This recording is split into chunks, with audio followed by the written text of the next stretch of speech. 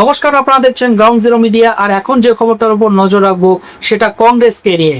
কারণ এবার একসঙ্গে এক ঝাঁক প্রাক্তন আইপিএস আইএএস অফিসার, শীর্ষ আইনজীবী এবং কৃষক নেতারা আচমকাই কংগ্রেসের হাত ধরলেন। তাহলে প্রশ্ন হচ্ছে কি, দেশের রাজনীতির হাওয়া কি এবার সত্যিই বদলাতে শুরু করেছে? 2029 সালের লোকসভা নির্বাচনের আগে এবং বিশেষ করে ছাত্র আন্দোলনের পর থেকে কি রাজনৈতিক সমীকরণ এমন একটা মোড় নিচ্ছে যেখানে শাসক শিবিরের প্রতি মোহভঙ্গ হয়ে বিরোধী শিবিরের নাম লেখানোর একটা নতুন ট্রেন্ড শুরু হচ্ছে? কারণ এই মুহূর্তে যে খবরটা জাতীয় রাজনীতিতে সবচেয়ে বড় আলোড়ন তৈরি করেছে তা হলো একসঙ্গে এই সমস্ত ব্যক্তিত্বদের কংগ্রেসে যোগ। তাহলে এখানে প্রশ্নটা উঠে যাচ্ছে, বিজেপির অন্দরে কি নতুন কোনো বড়সড় অস্বস্তি বা সমীকরণ তৈরি হয়েছে? কারণ যারা কংগ্রেসে যোগ দিলেন তারা কেউই সাধারণ স্তরের নেতা নন, তারা প্রত্যেকেই সমাজের অত্যন্ত প্রতিষ্ঠিত মুখ, যারা এতদিন নিজেদের কাজের জায়গায় যথেষ্ট প্রভাব বিস্তার করে এসেছেন। কারণ এখানে আসল বিষয়টা হচ্ছে এই যোগদানটা কোনো সাধারণ রাজনৈতিক দলবদল নয়। দিল্লিতে কংগ্রেসের সদর দপ্তরে দলের শীর্ষ নেতা পবন খেরা এবং রাজেন্দ্র পাল গৌতমের উপস্থিতিতে রীতিমতো একটি মেগা প্রেস কনফারেন্স করে এই যোগদান পর্বটি সম্পন্ন করা হয়েছে। আর যারা যোগ দিলেন তাদের তালিকাটা দেখলে আপনারা বুঝতে পারবেন কেন বিষয়টা এতটা তাৎপর্যপূর্ণ। এরপর যা ঘটলো তা আরো চমকপ্রদ। কেরল ক্যাডারের প্রাক্তন ডিরেক্টর জেনারেল অফ পুলিশ বা ডিজিপি সুদেশ কুমার, যিনি ইন্টেলিজেন্স থেকে শুরু করে ফরেন ডেস্কে কাজ করেছেন, তিনিও কিন্তু রাহুল গান্ধীর মতাদর্শে প্রভাবিত হয়ে কংগ্রেসের পতাকা হাতে তুলে নিয়েছেন। এখানেই কিন্তু আসল গল্পটা।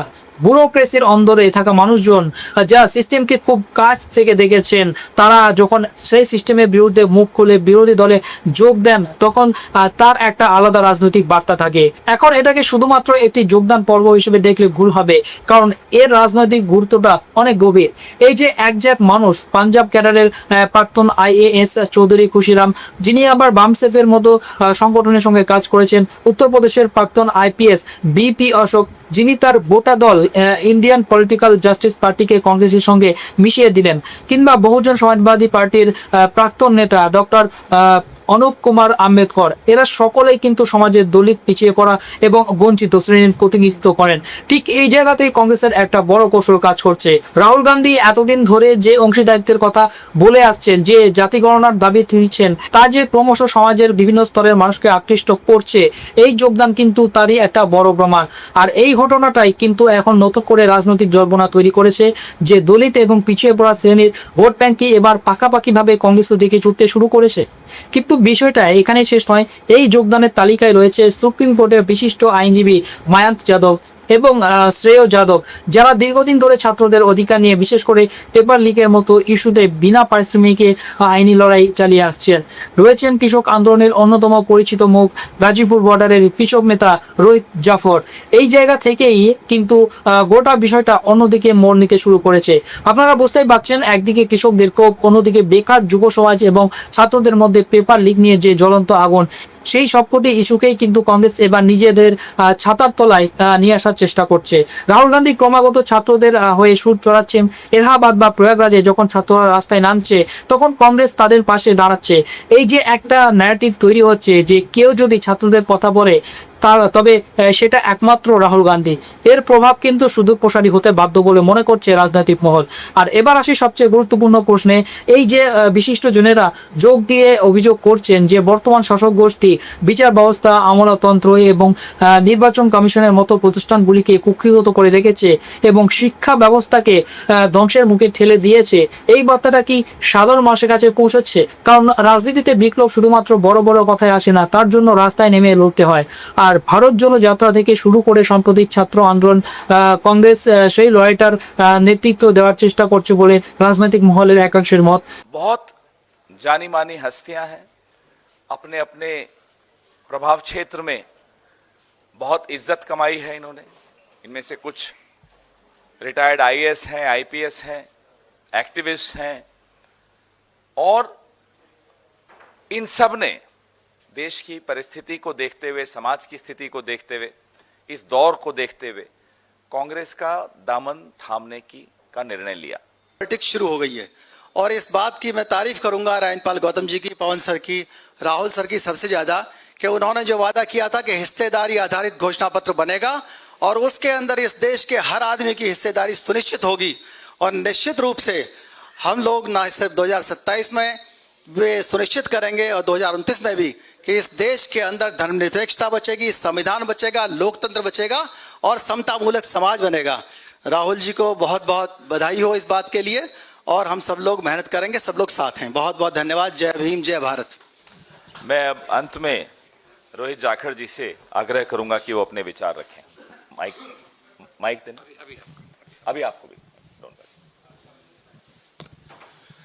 आज के इस पटल पर कांग्रेस मुख्यालय पर मौजूद मंच पर सभी अतिथिगण, पवन खेड़ा जी, अनिल जी, राजेंद्र पाल गौतम जी, राठौर जी, बीपी अशोक साहब और सभी गणमान्य व्यक्तियों का और इस प्रांगण में मौजूद सभी गणमान्य व्यक्तियों का, प्रेस के बंधुओं का आभार। देखिए साहब, किसान, नौजवान, वंचित, बेरोजगार व्यथित है, दुखी है और देश में एक ही व्यक्ति उनके लिए लड़ता दिखाई दे रहा है, जो निर्भीकता से, तटस्थ होकर और बिना रुके अपनी बात को कह रहा है। लोगों को ये मन में विश्वास हो गया है कि हाँ, हमारी बात, क्योंकि ये संपूर्ण वर्ग, स्पेशली किसान और नौजवान, आज प्रतिनिधित्व के तौर पे, जो लीडरशिप के तौर पे अपने आप को अनाथ महसूस कर रहा है, उस अभिभावक के तौर पे देश में राहुल गांधी जी ने जितनी निर्भीकता से पिछले 2020 से और आज तक राहुल गांधी जी ने जो भी कहा, चाहे वो कोविड के बारे में हो, चाहे वो युवाओं के रोजगार के बारे में हो, चाहे किसान के बारे में हो, वो उस दिन, जिस दिन वो कह रहे थे, उस दिन लोग मजाक उड़ा रहे थे।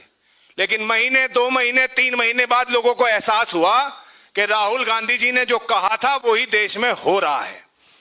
6 वर्षों बाद, कोविड के अंतराल के बाद, आज देश ये महसूस कर रहा है कि हमारी बातों को समझने वाला, मर्म रखने वाला देश हातिम ताई से और हंटर से नहीं चलता, देश हिटलर शाही से नहीं चलता, देश मर्म से चलता है, विचारों के आदान प्रदान से चलता है। जो इस सरकार में पूर्ण रूप से वन वे ट्रैफिक है, उनके मन की बात तो लोग सुने, लोगों के मन की बात कौन सुने, ये इस देश की सरकार में कोई निर्धारित करने वाला नहीं है। अभी रोजगार के विषय का कारण है, अनरेस्ट के विषय का कारण है कि किसान आंदोलन 2020 से शुरू हुआ, एमएसपी कृषि कानूनों के, काले कानूनों के खिलाफ, और आज 2026 में युवाओं को सड़क पे आना पड़ा और ये आंदोलन ऐतिहासिक आंदोलन था। वहां लगभग 40-50 हजार युवा थे और युवा 25 वर्ष से ऊपर 1% लोग थे, जिसमें बच्चियों की सहभागिता 50% थी और उन्होंने अपने परिवारों को भी आईना दिखाने का काम किया। भाषा की बात करते हैं, मैं कहना चाहता हूं, भाषा सिखाई किसने है? जब संसद के प्रांगण में अपशब्दों का इस्तेमाल हो और उस पर कार्रवाई ना हो तो मौन सहमति समझी जाती है। आप उसको ट्रेन कर रहे हो देश को कि अपशब्दों का इस्तेमाल हो। किसानों पर लाठीचार्ज हो, 15 साल, 12 साल, 14 साल, 20 साल के बच्चों पर लाठीचार्ज हो, बच्चियों का दमन हो, इस दमन के खिलाफ देश खड़ा हो रहा है और इस देश का प्रतिनिधित्व, इन वर्गों का प्रतिनिधित्व राहुल गांधी जी करेंगे। किसानों को बड़ी आस है, नौजवानों को बड़ी आस है। इसी विश्वास के साथ कांग्रेस पार्टी के परिवार में हम शामिल होकर अपनी उस हवन में आहुति देने का काम करेंगे। जिस भी पटल पे जहां भी अन्याय होगा, अन्याय के खिलाफ कांग्रेस पार्टी का जैसे रुख रहा है और हमने जैसे सामाजिक पटलों पे काम किया है, उस भाव को समझ के, उस मर्म को समझ के आज हम लोग यहां उपस्थित हैं और निश्चित ही जिस ओर जवानी चलती है उस ओर जमाना चलता है। और एक बात मैं आपको कहना चाहता हूं, छोटी सोच से कभी फैलाव नहीं आता, पोखरों में कभी सैलाब नहीं आता। पोखर माने जो आपके पाउंड होते हैं, जिन्हें हम जोहड़ कहते हैं, उनमें कभी बाढ़ नहीं आती और संघर्ष करना पड़ता है सड़कों पे। केवल बातों से इनकलाब नहीं आता, इनकलाब संघर्ष से आता है। इनकलाब भारत जोड़ो यात्रा से आया है। इनकलाब छात्रों की गूंज से आएगा। इस गूंज को अंधी और बहरी सरकार संसद के बाहर और भीतर महसूस करेंगी। जय हिंद, जय भारत, जय जवान, जय किसान, जय विज्ञान और जय संविधान। अब समाज विकास क्रांति पार्टी के अशोक सिंह जी जो बिना सर समर्थन दे रहे हैं, वो संक्षिप्त में वो भी अपनी बात रखें। बहुत बहुत धन्यवाद। उत्तर प्रदेश का प्रभार जो माननीय राहुल गांधी जी ने आपको दिया है, ऐसे राजेंद्र पाल गौतम जी, पवन खेड़ा जी, अनिल जी, हमारे तमाम साथी जो मंच पे उपस्थित हैं और जो सामने बैठे हैं, सभी मीडिया कर्मी और हमारे साथियों, समाज विकास क्रांति पार्टी का मैं राष्ट्रीय अध्यक्ष संस्थापक हूं। 2023 में मेरी पार्टी रजिस्टर्ड हुई। 2024 में मैंने 40 सांसद पूरे देश से लड़ाने का काम किया और उसके बाद विधानसभा, दिल्ली का विधानसभा भी लड़ाने का काम किया। हमारा संगठन पूरे देश में चल रहा है। अभी उत्तर प्रदेश की बारी है, जो बिना शर्त के मैं राहुल गांधी जी के विचारों को सुन के वो जो काम कर रहे हैं, जो नौजवानों के लिए, गरीबों के लिए, सबके लिए जो काम करने पूरे देश में, मैं उनसे प्रभावित होके उत्तर प्रदेश की सरकार जो बनने जा रही है कांग्रेस की, उसमें बिना शर्त का मैं समर्थन दे रहा हूं और मैं आशा और उम्मीद करता हूं कि भारतीय जनता पार्टी को, समाज विकास क्रांति पार्टी के जितने भी वर्कर, जितने भी पदाधिकारी हैं, सब मिलके कांग्रेस पार्टी के साथ मिलके भारतीय जनता पार्टी को उखाड़ फेंकने का काम करेंगे उत्तर प्रदेश में।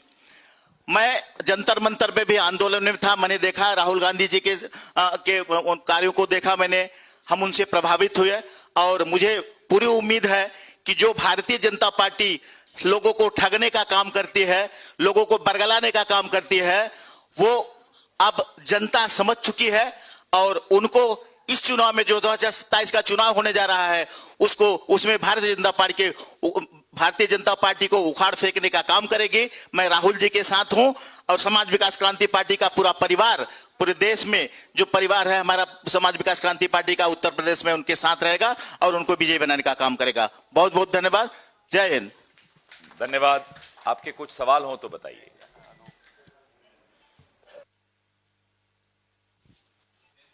मेरे को बोलना चाहिए। ठीक, चलिए। अनूप है? अनूप जैन जी को भी बोलना चाहिए। खड़े होकर बोलो बेटा। बहुत बहुत धन्यवाद यहाँ पर बैठे सभी लोगों का, सीनियर साथियों का, राजेंद्र पाल सर का, पवन खेड़ा सर का और विशेष धन्यवाद डॉक्टर अनिल जैन साहब का कि एक लंबी प्रक्रिया में बातचीत करते हुए कुछ चीज़ें समझ में आई।